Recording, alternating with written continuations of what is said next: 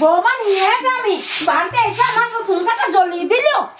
ভেবেছিলাম ছেলে বিয়ে দেওয়ার পর আমার উপকার হবে, উপকার তো দূরের কথা, ম্যাডাম নিচেই নামবে না উপর থেকে।